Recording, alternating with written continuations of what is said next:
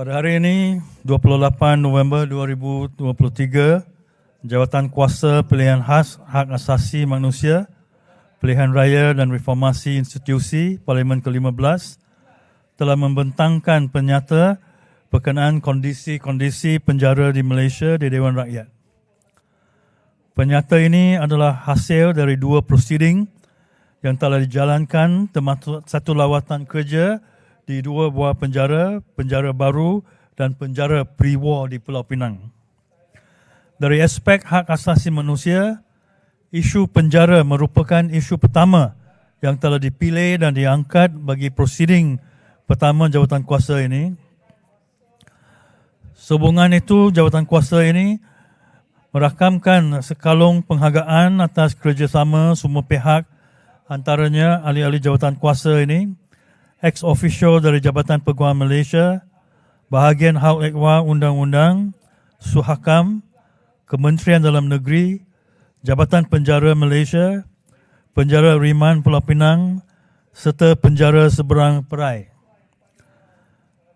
Jawatan kuasa turut merakamkan ucapan terima kasih atas kerjasama Persatuan Profesional dan pertubuhan bukan kerajaan, antaranya Badan Peguam Malaysia, Suara Rakyat Malaysia atau Suaram, CSO Platform for Reform dan Center for Excellence for Research in AIDS Ceria.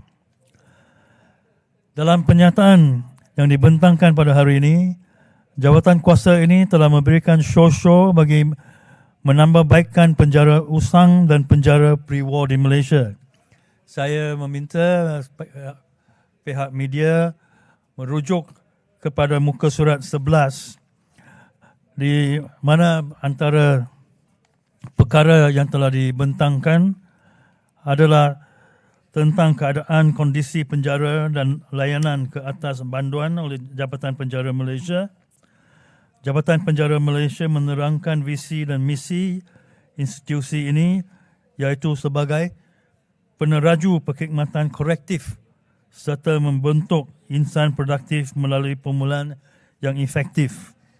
Melalui beberapa perkara, antaranya ialah Jabatan Penjara Malaysia berusaha memberi layanan yang berperi kemanusiaan mengikut piawaian yang telah ditetapkan oleh peraturan dan piawaian antarabangsa. Juga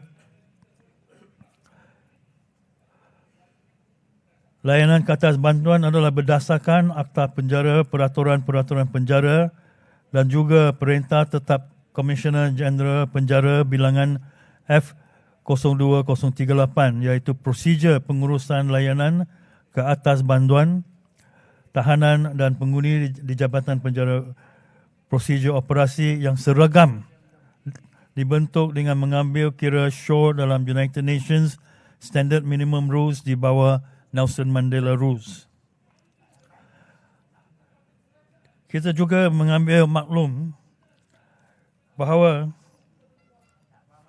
antara cabaran yang dihadapi Jabatan Penjara Malaysia bagi penjara lama ialah faktor keselamatan fizikal bangunan yang memerlukan kos penyelenggaraan yang tinggi.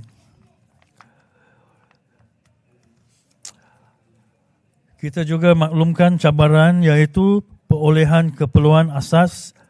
Jabatan Penjara Malaysia telah mengunjurkan sekurang-kurangnya sebanyak 15 juta untuk keperluan asas semua penjara. Namun begitu, bagi tahun ini, jabatan ini hanya menerima 8 juta yang hanya mampu disalurkan dan diagihkan dalam masa yang sama. Jabatan ini cuba memberikan layanan yang berperi kemanusiaan. Jawatan kuasa juga ambil maklum antara cadangan way forward oleh Jabatan Penjara Malaysia ialah ke arah pemulihan dan bukan penghukum. Mengkurangkan residivis dan juga mengatasi kesesahan di samping melahirkan marketable inmates yang dapat mengkurangkan kos beroperasi. Cadangan agar 2/3 bantuan yang layak ini menjalani pemulihan dalam komuniti dan program perintegrasi yang berkesan dengan agensi-agensi luar untuk mewujudkan pekerjaan kepada banduan-banduan sebelum mereka kembali kepada masyarakat serta mewujudkan pusat khas golongan rentan bagi wang emas di setiap zon. Show yang telah diambil dan diberikan oleh jawatankuasa, antaranya saya meminta media untuk mengambil perhatian di muka surat 15 pernyataan ini adalah bahawa kita mensyorkan untuk mengadakan satu drug policy reform. Koordinasi ini perlu melibatkan semua pihak kerana banyak perkara perlu dilaksanakan, antaranya menyemak, membuat penilaian dan memberikan cadangan ke atas undang-undang sedia ada. 2/3 yang ada di dalam penjara adalah sebab atas dada. Jawatankuasa juga mengambil maklum pembentangan daripada suara penekanan bahawa pengguna undang-undang tanpa bicara detention without trial laws seperti SOSMA, POCA dan POTA telah menyumbang kepada keseksaan penjara. Yang penting kita telah memberikan tumpuan kepada keadaan. Antaranya adalah 6 penjara yang telah dibina pada masa British. Antaranya ialah penjara Pulau Pinang sudah 173 tahun, penjara Taiping 149 tahun, penjara Seremban 142 tahun, pusat pemilihan akhlak Batu Gajah 121 tahun, pusat koreksional Muar 96 tahun dan penjara Pekalan Cepa 73 tahun. Jawatankuasa mengambil maklum bahawa masih wujud penggunaan sistem baudi, bucket system, kerana penjara ini adalah semua lebih daripada 100 tahun. Yang melibatkan penjara-penjara pre-war, Jabatan Penjara Malaysia telah mencadangkan melalui rancangan Malaysia untuk menggantian kepada penjara-penjara berkenaan. Namun begitu, penjara pre-war tidak lagi dapat dibaik pulih kerana struktur yang lama, tetapi boleh dibina yang baru menggunakan tapak yang sama. Jawatankuasa maklum agak penyediaan bauli bucket bagi tiap-tiap banduan di penjara Riman Pulau Pinang dilakukan serta-merta agar bantuan dalam satu sel tidak lagi berkongsi bauli bucket sementara menunggu kerja-kerja menaik taraf penjara yang mengambil masa 3 tahun. Selain daripada ini,